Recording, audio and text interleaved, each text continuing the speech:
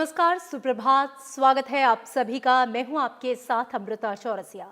आप देख रहे हैं सुबह 9 बजे। बुलेटिन में आज बात होगी अनलॉक 1 के मद्देनजर केंद्र सरकार की ओर से क्या दिशा निर्देश जारी किए गए हैं। विभिन्न राज्यों ने अपने अपने स्तर पर किस तरह के दिशा निर्देश जो हैं वो जारी किए हैं। साथ ही बात होगी प्रधानमंत्री नरेंद्र मोदी के मन की बात की। बात करेंगे उपराष्ट्रपति एम वेंकैया नायडू ने देश के लोगों से समय, काल और परिस्थितियों के हिसाब से किस तरह जीवन जीने की सलाह दी है। और इसके साथ ही बात होगी मौसम की, मॉनसून की। आइए शुरुआत करते हैं बुलेटिन की। कोरोना संकट के बीच देश भर में आम जनजीवन को धीरे धीरे पटरी पर लाने के मद्देनजर केंद्र सरकार ने चरणबद्ध तरीके से बंदिशें हटाने की शुरुआत कर दी है। कंटेनमेंट जोन के बाहर के क्षेत्रों को चरणबद्ध ढंग से खोलने के लिए जारी केंद्रीय गृह मंत्रालय के नए दिशा निर्देश आज से लागू हो रहे हैं, जिसमें आर्थिक गतिविधियों पर फोकस होगा। 30 जून तक चलने वाले लॉकडाउन के 5वें चरण में पूर्ण पाबंदियां सिर्फ कंटेनमेंट जोन में नजर आएंगी। नए दिशा निर्देश राज्यों और केंद्र शासित प्रदेशों के साथ व्यापक सलाह मशविरा के आधार पर जारी किए गए हैं।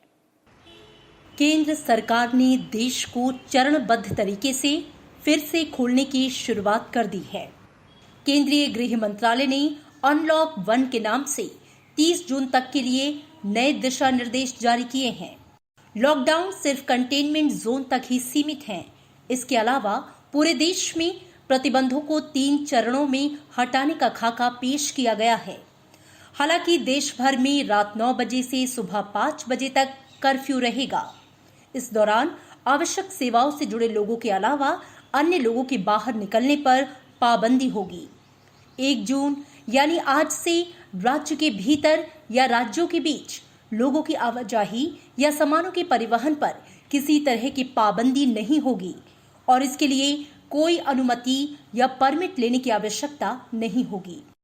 हालांकि राज्य स्वास्थ्य परिस्थितियों के आकलन के आधार पर आवाजाही नियंत्रित कर सकेंगे, लेकिन उन्हें ऐसा करने के संबंध में पहले से व्यापक प्रचार करना होगा। यात्री ट्रेनों और श्रमिक स्पेशल ट्रेनों का संचालन, घरेलू हवाई यात्रा और विदेश में फंसे भारतीयों की वापसी एसओपी के मुताबिक जारी रहेगी। शेष गतिविधियां 8 जून से चरणबद्ध ढंग से खोली जाएंगी। पहले चरण में 8 जून से होटल, रेस्टोरेंट, शॉपिंग मॉल और धार्मिक स्थल शर्तों के साथ खुलेंगे। केंद्रीय स्वास्थ्य मंत्रालय इन गतिविधियों के लिए एसओपी जारी करेगा ताकि एक दूसरे से दूरी बनाकर रखी जा सके और कोविड-19 फैलने से रोका जा सके। दूसरे चरण में स्कूल, कॉलेज, शैक्षिक प्रशिक्षण, कोचिंग संस्थान राज्यों और संघ शासित प्रदेशों के साथ विचार विमर्श के बाद खोले जाएंगे। फीडबैक के आधार पर इस बारे में फैसला जुलाई में लिया जाएगा। अंतर्राष्ट्रीय हवाई यात्रा, metro rail, cinema hall, gym, swimming pool, मनोरंजन पार्क, थिएटर, बार और ऑडिटोरियम, असेंबली हॉल और ऐसे अन्य स्थान सामाजिक, राजनीतिक, खेल, मनोरंजन, शैक्षणिक, सांस्कृतिक, धार्मिक समारोह और अन्य बड़े समागम पर रोक जारी रहेगी। इन गतिविधियों को खोलने की तारीखों के बारे में फैसला तीसरे चरण में स्थिति के आकलन पर आधारित होगा। सामाजिक दूरी सुनिश्चित करने के उद्देश्य से कोविड-19 के प्रबंधन के लिए राष्ट्रीय दिशा निर्देशों का पालन पूरे देश में जारी रहेगा। ये दिशा निर्देश सभी सार्वजनिक स्थलों और कार्यस्थलों पर लागू होंगे। इसके तहत मास्क लगाना अनिवार्य होगा और सार्वजनिक स्थलों पर थूकना जुर्माने के साथ दंडनीय अपराध होगा। इसके साथ ही शराब, पान, गुटखा और तंबाकू के सेवन पर पाबंदी होगी। शादियों में 50 और अंतिम संस्कार में 20 लोगों के शामिल होने की इजाजत होगी। 65 वर्ष से ज्यादा उम्र के बुजुर्ग, बीमार, गर्भवती महिलाओं और 10 साल से कम उम्र के बच्चों को आवश्यक जरूरतें पूरी करने और स्वास्थ्य उद्देश्यों को छोड़कर घर पर रहने की सलाह दी गई है। अनलॉक 1 में दफ्तरों को खोलने की इजाजत दी गई है, लेकिन दफ्तर में 2 गज की दूरी, सैनिटाइजर और थर्मल स्क्रीनिंग का इस्तेमाल करना होगा। जहां तक संभव हो वर्क फ्रॉम होम और दफ्तर में काम के समय को अलग अलग घंटों में बांटकर शारीरिक दूरी का पालन सुनिश्चित करने को कहा गया है। साथ ही आरोग्य सेतु ऐप के इस्तेमाल की भी सलाह दी गई है। Bureau report, Rajya Sabha TV. नए दिशा निर्देशों के बाद नागरिक उड्डयन महानिदेशालय ने कहा कि निर्धारित अंतर्राष्ट्रीय वाणिज्यिक उड़ानें 30 जून की मध्यरात्रि तक निलंबित रहेंगी। साथ ही विदेशी विमानन कंपनियों को भारत आने जाने वाली उड़ानों का संचालन शुरू करने के बारे में समय पर सूचना दी जाएगी। दिल्ली मेट्रो ने भी अगली सूचना तक अपनी सेवाएं बंद रखने की बात कही है। मानव जीवन को संचालित करने वाले 2 प्रमुख कारक होते हैं, देश और काल। हमारा जीवन इन्हीं 2 कारकों में अभिव्यक्त होता है। उपराष्ट्रपति एम वेंकैया नायडू ने फेसबुक पर लिखे एक लेख में ये बातें कही। उन्होंने अनलॉक 1 के दौरान लोगों को अत्यधिक सावधानी बरतने की सलाह दी है। उपराष्ट्रपति ने कहा कि किसी भी स्थान विशेष में लोगों के घूमने फिरने की आजादी को कम ज्यादा किया जा सकता है। चूंकि देश में ही सब सामाजिक आर्थिक गतिविधियां होती हैं, अतः ये स्वाभाविक है कि जीवन को संपूर्णता में जीने के लिए हम अपने स्वतंत्र के दायरे के विस्तार का प्रयास करते हैं। उपराष्ट्रपति ने लिखा है कि 25 मार्च के बाद से ही जनता ने कोरोना वायरस को बाहर रखने के लिए स्वयं को स्वेच्छा से अपने घरों में प्रायः बंद कर रखा था। लंबी बंदी के बाद लोग बाहर निकलेंगे। इस बार प्रतिबंधों की सूची में न केवल कमी की गई है, बल्कि उन्हें मुख्यतः प्रतिबंधित कंफाइनमेंट जोन तक ही समेट दिया गया है। लेकिन सभी लोगों को इस आजादी का बड़ी सावधानी और जिम्मेदारी से उपयोग करना होगा। उपराष्ट्रपति ने कहा कि लॉकडाउन के दौरान 130 करोड़ जनसंख्या के देश में अब सिर्फ 6000 कंटेनमेंट जोन रह गए हैं, जो कि प्रायः उन 13 शहरों में है जहां पर कुल संक्रमण के 70% केस पाए गए। इनमें 6 प्रादेशिक राजधानियां भी शामिल हैं। शेष अधिकांश जनसंख्या के लिए उनकी आजादी के दायरे में बहुत बड़ा विस्तार हुआ है, जिसमें वे स्वयं को अभिव्यक्त कर सकते हैं। उपराष्ट्रपति ने कहा कि 18 मई के बाद से लॉकडाउन के दौरान हर दिन संक्रमण की दैनिक संख्या में नई तेजी देखने को मिली। ये बढ़ती संख्याएं बंदी के बाद क्रमशः बाहर निकलने के लिए जरूरी सावधानी के प्रति हमें आगाह कर रही हैं। ये हमें सचेत करती हैं कि आजादी का उपयोग सावधानी पूर्वक करना होगा, अन्यथा इस आजादी पर प्रतिकूल असर पड़ सकता है। कोरोना के कारण विगत 2 माह की बंदी ने हमें बताया है कि जीवन कितना बेशकीमती है, कितनी जल्दी और कितनी आसानी से उस पर खतरा आ सकता है और उस खतरे के दौर में जीवन को कैसे जिया जाता है। उपराष्ट्रपति ने कहा कि जीवन को सावधानी से जिएं और यही सिद्धांत हमारे आचरण और व्यवहार पर भी लागू होगा। जैसे जैसे हम कोरोना के कारण जीवन में आए व्यवधान से उबरने की कोशिश करेंगे, उन्होंने कहा कि केंद्र के साथ मिलकर कोरोना के विरुद्ध अभियान में राज्यों की भूमिका सराहनीय रही है। Bureau report, Rajya Sabha TV. प्रधानमंत्री नरेंद्र मोदी ने कहा कि कोरोना महामारी के बीच अर्थव्यवस्था का बड़ा हिस्सा खोल दिया गया है। ऐसे में अब लोगों को ज्यादा सतर्क रहना होगा। मन की बात कार्यक्रम में उन्होंने कहा, गरीबों और श्रमिकों की समस्याओं के समाधान के लिए केंद्र और राज्य सरकारें निरंतर प्रयत्नशील हैं। प्रधानमंत्री ने मुश्किल दौर में भी पीड़ितों की मदद कर रहे लोगों की सराहना की। साथ ही उन्होंने कहा कि भारतीयों की सामूहिक संकल्प शक्ति के चलते कोरोना के खिलाफ जंग में दुनिया के दूसरे देशों के मुकाबले भारत बहुत बेहतर स्थिति में है। प्रधानमंत्री नरेंद्र मोदी रविवार को मन की बात कार्यक्रम में जब जनता से रूबरू हुए तो कोरोना संकट, लॉकडाउन और इससे हो रही परेशानियों के साथ देशवासियों की सामूहिक संकल्प शक्ति और सेवा भावना का भी जिक्र किया। साथ ही उन्होंने लोगों से अर्थव्यवस्था के धीरे धीरे खुलने के बीच सामाजिक दूरी बनाए रखने समेत अतिरिक्त सावधानी बरतने की अपील की। अर्थव्यवस्था का एक बड़ा हिस्सा अब चल पड़ा है, खुल गया है।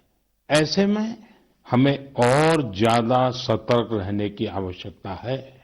2 गज की दूरी का नियम हो, मुंह पर मास्क लगाने की बात हो सके तो वहां तक घर में रहना हो, ये सारी बातों का पालन, उसमें जरा भी ढिलाई नहीं बरतनी चाहिए। प्रधानमंत्री ने कहा कि कोरोना के खिलाफ लड़ाई देशवासियों के सामूहिक प्रयासों की परिचालक है। देशवासियों ने गंभीर चुनौतियों का सामना किया और कोरोना को उतनी तेजी से फैलने नहीं दिया जितनी तेजी से ये दुनिया के अन्य भागों में फैला। कोरोना की मृत्यु दर भी भारत में बहुत कम है। महामारी के कारण लोगों की समस्याओं पर अपनी पीड़ा साझा करते हुए प्रधानमंत्री ने कहा कि कोरोना संकट ने समाज के सभी वर्गों को प्रभावित किया, लेकिन सबसे बड़ी मार गरीब मजदूरों और कामगारों पर पड़ी है। केंद्र और राज्य उनकी समस्याओं के समाधान के लिए निरंतर प्रयत्नशील हैं। और इस संकट की सबसे बड़ी चोट अगर किसी पर पड़ी है तो हमारे गरीब, मजदूर, श्रमिक वर्ग पर पड़ी है। उनकी तकलीफ, उनका दर्द, उनकी पीड़ा शब्दों में नहीं कही जा सकती। हम में से कौन ऐसा होगा जो उनकी और उनके परिवार की तकलीफों को अनुभव न कर रहा हो।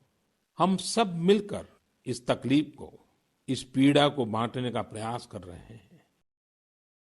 प्रधानमंत्री ने कहा कि मौजूदा परिदृश्य में हम सब के लिए सबक के साथ साथ भविष्य की नीति तय करने का अवसर भी है। श्रमिकों की पीड़ा में हम देश के पूर्वी हिस्से की पीड़ा को देख सकते हैं। उन्होंने कहा कि पूर्वी क्षेत्र का विकास ही देश को संतुलित आर्थिक विकास की ओर ले जा सकता है। देश ने जब मुझे सेवा का अवसर दिया, तभी से हमने पूर्वी भारत के विकास को प्राथमिकता दी है। मुझे संतोष है कि बीते वर्षों में इस दिशा में बहुत कुछ हुआ है और अब प्रवासी मजदूरों को देखते हुए बहुत कुछ नए कदम उठाना भी आवश्यक हो गया है और हम लगातार उस दिशा में आगे बढ़ रहे हैं। प्रधानमंत्री ने कहा कि समय की सबसे बड़ी जरूरत नए समाधान खोजने की है। सरकार ने इस दिशा में अनेक कदम उठाए हैं। केंद्र ने हाल ही में कुछ ऐसे निर्णय लिए हैं जिनसे ग्रामीण रोजगार, स्वरोजगार और लघु उद्योगों के लिए नए अवसर खुले हैं। प्रधानमंत्री ने आशा व्यक्त की कि आत्मनिर्भर भारत अभियान देश को इस दशक में नई ऊंचाइयों तक ले जाएगा। तमाम चुनौतियों के बीच मुझे खुशी है कि आत्मनिर्भर भारत पर आज देश में व्यापक मंथन शुरू हुआ है। लोगों ने अब इसे अपना अभियान बनाना शुरू किया है। इस मिशन का नेतृत्व देशवासी अपने हाथ में ले रहे हैं। ये लोग अब इन लोकल प्रोडक्ट्स को ही खरीद रहे हैं और वोकल फॉर लोकल को प्रमोट भी कर रहे हैं। प्रधानमंत्री ने लोगों में सेवा भावना की सराहना करते हुए इसे देश की सबसे बड़ी शक्ति बताया। उन्होंने कहा कि सेवा परमो धर्म में ही जीवन का सुख और संतोष है और ये भारत की जीवन शैली है। उन्होंने कोरोना काल में लोगों की मदद कर रहे लोगों की तारीफ भी की। उन्होंने मदुरई में सैलून चलाने वाले तमिलनाडु के सी मोहन का जिक्र करते हुए बताया कि उन्होंने बेटी की पढ़ाई के लिए 5 लाख रुपए बचाए थे, लेकिन सारा पैसा जरूरतमंदों पर खर्च कर दिया।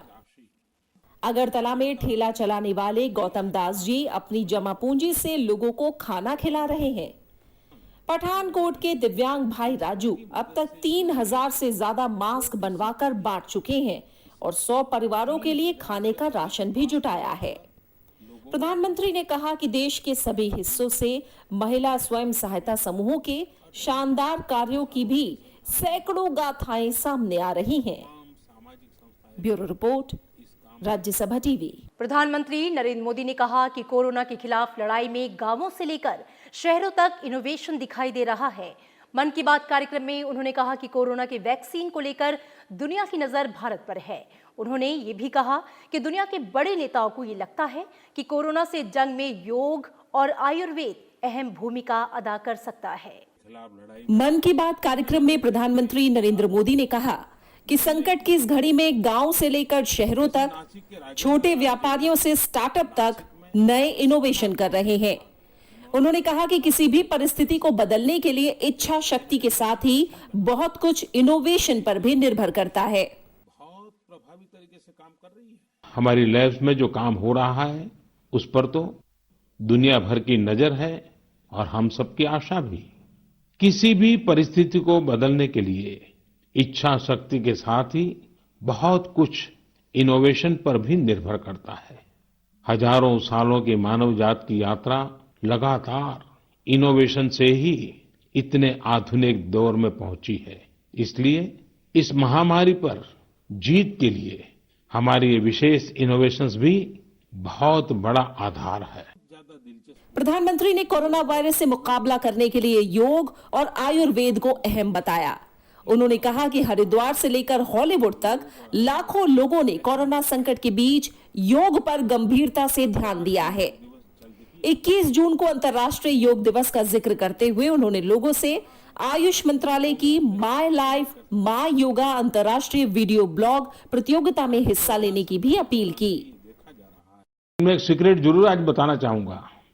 विश्व के अनेक नेताओं की जब बातचीत होती है तो मैंने देखा इन दिनों उनकी बहुत ज्यादा दिलचस्पी योग और आयुर्वेद के संबंध में होती है। कुछ नेताओं ने मुझसे पूछा कि कोरोना के इस काल में ये योग और आयुर्वेद कैसे मदद कर सकते हैं। साथियों, अंतर्राष्ट्रीय योग दिवस जल्द ही आने वाला है। आयुष मंत्रालय ने माय लाइफ माय योग नाम से अंतर्राष्ट्रीय वीडियो ब्लॉग उसकी प्रतियोगिता शुरू की है।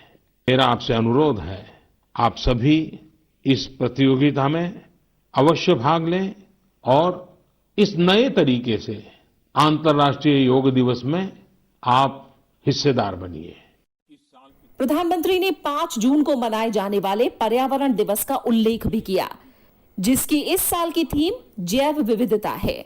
उन्होंने कहा कि मौजूदा परिस्थितियों में ये थीम विशेष रूप से महत्वपूर्ण है। लॉकडाउन के दौरान पिछले कुछ हफ्तों में जीवन की रफ्तार थोड़ी धीमी जरूर हुई है, लेकिन इससे हमें अपने आसपास प्रकृति की समृद्ध विविधता को, जैव विविधता को करीब से देखने का अवसर भी मिला है। प्रधानमंत्री ने वर्षा जल संचयन पर जोर देते हुए पर्यावरण संरक्षण के लिए लोगों से पेड़ पौधे लगाने का आग्रह किया। आयुष्मान भारत योजना के लाभार्थियों की संख्या 1 करोड़ पार करने का जिक्र करते हुए प्रधानमंत्री ने कहा कि इस योजना की बड़ी विशेषता पोर्टेबिलिटी की सुविधा भी है, जिसने देश को एकता के रंग में रंगने में भी मदद की है। उन्होंने टिड्डी दल के हमले को लेकर कहा कि केंद्र और राज्य सरकारें, कृषि विभाग और प्रशासन फसलों को नुकसान से बचाने और किसानों की मदद करने के लिए आधुनिक संसाधनों का उपयोग कर रही हैं। उन्होंने हाल के चक्रवाती तूफान का साहस से सामना करने के लिए पश्चिम बंगाल और उड़ीसा के लोगों की प्रशंसा भी की। Bureau report, Rajya Sabha TV. इसी के साथ यहाँ पर रुकेंगे एक छोटे से ब्रेक के लिए। आप देखते रहिए राज्यसभा टीवी।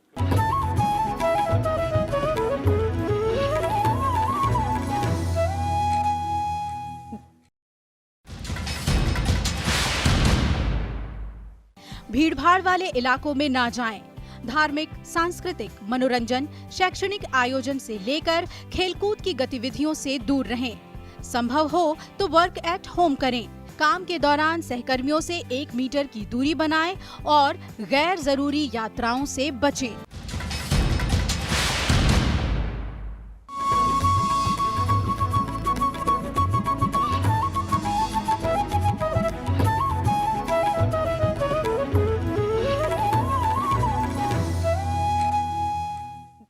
ब्रेक के बाद स्वागत है आपका। आप देख रहे हैं राज्यसभा टीवी। बढ़ते हैं अगली खबर पर। लॉकडाउन 4.0 के बाद केंद्र सरकार ने अनलॉक 1 की घोषणा के बाद राज्य सरकारों ने अपने दिशा निर्देश जारी करने शुरू कर दिए हैं। हालांकि 30 जून तक देश के सभी कंटेनमेंट जोन में प्रतिबंध जारी रहेंगे, लेकिन 3 चरणों में शुरू होने वाली इन रियायतों को लेकर केंद्र ने राज्यों को अपने हिसाब से फैसले लेने का अधिकार दिया है। अब दूसरे राज्यों में जाने वाले लोगों को पास की जरूरत नहीं होगी। हालांकि गाजियाबाद, नोएडा में अभी यथास्थिति बनी रहेगी। गुजरात सरकार के दिशा निर्देशों के मुताबिक राज्य में रात 9 बजे से सुबह 5 बजे तक कर्फ्यू रहेगा। राजस्थान की बात करें तो राज्य सरकार ने भी अपनी गाइडलाइंस जारी कर दी है। अब राज्य में 1 जून से सभी पर्यटन स्थल खोल दिए जाएंगे। पहले सप्ताह तक टूरिस्ट मुफ्त में पर्यटन स्थल जा सकेंगे। तीसरे सप्ताह में आधा पैसा देकर पर्यटन स्थल जा सकेंगे। केंद्रीय सशस्त्र पुलिस बलों के सभी कैंटीन और स्टोर्स पर आज से सिर्फ स्वदेशी सामानों की बिक्री होगी। इस पहल से लगभग 10 लाख सीएपीएफ कर्मियों के परिजन स्वदेशी सामान का उपयोग करेंगे। प्रधानमंत्री नरेंद्र मोदी ने आत्मनिर्भर भारत का आह्वान करते हुए लोकल फॉर वोकल का नारा दिया था, जिसके बाद केंद्रीय गृह मंत्रालय ने ये फैसला लिया था। देश के प्रमुख स्थलों के लिए आज से 200 स्पेशल ट्रेनों के शुभारंभ से कई क्षेत्रों में यात्रियों को काफी राहत मिलने जा रही है। पहले रोज इन ट्रेनों से 1,45,000 से अधिक यात्री सफर करेंगे। अब तक 26 लाख यात्री इन गाड़ियों के लिए अग्रिम आरक्षण करा चुके हैं। पहले से चल रही 30 राजधानी टाइप एसी एक्सप्रेस और श्रमिक एक्सप्रेस की सेवाएं जारी रहेंगी। अभी तक बंद रही तत्काल सुविधा भी 30 जून से बहाल हो जाएगी। देश के कई हिस्सों में लॉकडाउन के बाद से फंसे मुसाफिरों के लिए आज का दिन खुशखबरी लेकर आया है। भारतीय रेल सबसे चुनिंदा इलाकों के लिए 200 ट्रेनों के संचालन के साथ पहले दिन 1.45 लाख लोगों को गंतव्य तक पहुंचाएगी। इनका नाम भले ही स्पेशल ट्रेन है, लेकिन ये पहले से ही लोकप्रिय रही ट्रेनें हैं, जिनमें दुरंतो, संपर्क क्रांति, जनशताब्दी के साथ मेल एक्सप्रेस ट्रेनें शामिल हैं। इन स्पेशल गाड़ियों में सफर करने वाले सभी मुसाफिरों को 90 मिनट पहले स्टेशन पहुंचना जरूरी है। इसके लिए बनी गाइडलाइंस के तहत सबकी स्क्रीनिंग होगी। मास्क पहनना और सोशल डिस्टेंसिंग का पालन जरूरी है। कंफर्म रेल टिकट से ही उनका प्रवेश स्टेशनों पर हो सकेगा।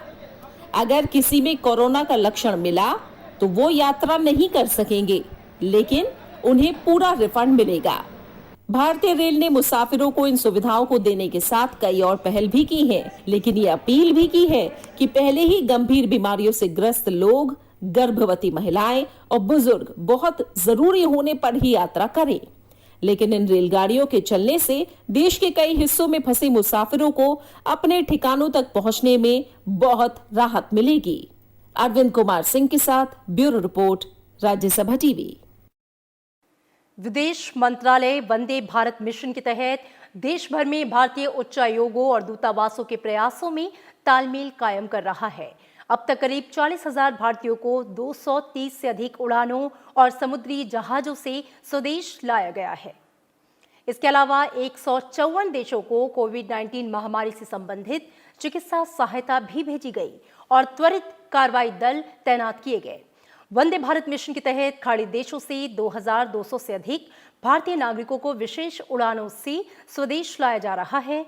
इसमें से 8 उड़ानें संयुक्त अरब अमीरात से हैं, 6 उड़ानें दुबई से कोच्चि, कोन्नूर, कोझिकोड, तिरुवनंतपुरम, हैदराबाद और अहमदाबाद के लिए निर्धारित हैं। 2 विमान अबू धाबी से कोझिकोड और तिरुवनंतपुरम आएंगी। भारतीय नागरिकों को विदेशों से वापस लाने के लिए ऑपरेशन समुद्र सेतु के अगले चरण की आज से शुरुआत हो रही है। इस चरण में भारतीय नौसेना का जहाज जलाश्व श्रीलंका के कोलंबो से 700 भारतीयों को वापस लेकर तमिलनाडु की तूतीकोरिन बंदरगाह पर पहुंचेगा। इसी तरह 700 अन्य भारतीयों को मालदीव के माले से तूतीकोरिन लाया जाएगा। इस अभियान के पिछले चरण में नौसेना 1,488 भारतीयों को माले से कोच्चि लेकर आई थी। भारत ने जासूसी के आरोप में पाकिस्तानी उच्चायोग के 2 अधिकारियों को निष्कासित किया है। विदेश मंत्रालय ने बताया कि दोनों को पर्सन नॉन ग्रेटा यानी कि अवांछित व्यक्ति घोषित किया गया। अब दोनों को 24 घंटे के अंदर भारत छोड़ना होगा। विदेश मंत्रालय के मुताबिक दोनों पाकिस्तानी अधिकारियों की भारत विरोधी गतिविधियों पर पाकिस्तानी उच्चायोग से कड़ी आपत्ति दर्ज कराई गई। उच्चायोग को 2 टूक कहा गया है कि भारत में रहकर भारत की सुरक्षा के खिलाफ इस तरह की हरकतों को बर्दाश्त नहीं किया जाएगा। पाकिस्तानी उच्चायोग के प्रभारी चार्ज डी अफेयर्स से सुनिश्चित करने को कहा गया है कि उसके डिप्लोमेटिक मिशन का कोई सदस्य भारत विरोधी गतिविधियों में संलिप्त नहीं हो या ऐसा काम नहीं करे जो किसी राजनयिक की साख के खिलाफ हो।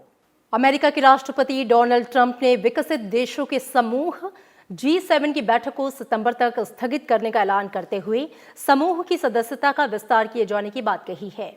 इस संगठन में भारत, रूस, ऑस्ट्रेलिया और दक्षिण कोरिया को शामिल करने की योजना है। दुनिया की प्रमुख आर्थिक शक्तियों की बैठक अमेरिका में इसी महीने होनी थी।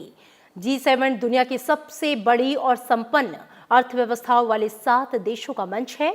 इसमें France, Germany, Italy, Japan, America, Britain और कनाडा शामिल है। अमेरिकी अंतरिक्ष एजेंसी नासा का क्रू डेमो 2 मिशन अंतरिक्ष में पहुंचने में कामयाब रहा। नासा के 2 अंतरिक्ष यात्रियों को लेकर गया स्पेस एक्स का ड्रैगन कैप्सूल सफलतापूर्वक अंतर्राष्ट्रीय अंतरिक्ष स्टेशन से जुड़ गया। करीब 19 घंटे के सफर के बाद अंतरिक्ष यात्री ISS पहुंच गए। ये पहली बार हुआ है कि जब किसी निजी कंपनी ने अंतरिक्ष यात्रियों को लॉन्च किया है। इस मिशन को क्रू डेमो 2 और रॉकेट को क्री ड्रैगन नाम दिया गया। अंतरिक्ष यान ने फ्लोरिडा के कैनेडी स्पेस सेंटर से उड़ान भरी थी। अमेरिकी राष्ट्रपति ट्रंप ने स्पेस एक्स के मालिक मस्क, नासा और अंतरिक्ष यात्रियों को बधाई दी है। मौसम विज्ञान विभाग के मुताबिक दक्षिण पश्चिम मानसून आज केरल तट पर दस्तक देगा। अरब सागर पर बने हवा के कम दबाव के क्षेत्र के अगले 24 घंटे में और गहन होने की संभावना है। केरल के बाद मानसून के 3 जून तक गुजरात और महाराष्ट्र पहुंचने की संभावना है। इस बीच ओडिशा और पश्चिम बंगाल में अम्फान तूफान से मची तबाही के बाद एक और चक्रवाती तूफान का खतरा मंडराने लगा है। मौसम विभाग ने महाराष्ट्र और गुजरात में तूफान की आशंका जताई है। अरब सागर और लक्षद्वीप पर कम दबाव का क्षेत्र बना है, जो आगे बढ़ते हुए चक्रवाती तूफान में बदल रहा है। ये अगले हफ्ते महाराष्ट्र और गुजरात के तटीय इलाकों तक पहुंच सकता है। पूर्व राष्ट्रपति नीलम संजीवा रेड्डी की आज पुण्यतिथि है। भारत के छठे राष्ट्रपति के रूप में नीलम संजीवा रेड्डी का कार्यकाल 25 जुलाई 1977 से लेकर 25 जुलाई 1982 तक रहा। आंध्र प्रदेश के कृषक परिवार में जन्मे नीलम संजीवा रेड्डी की छवि कवि, अनुभवी राजनेता एवं कुशल प्रशासक के रूप में थी।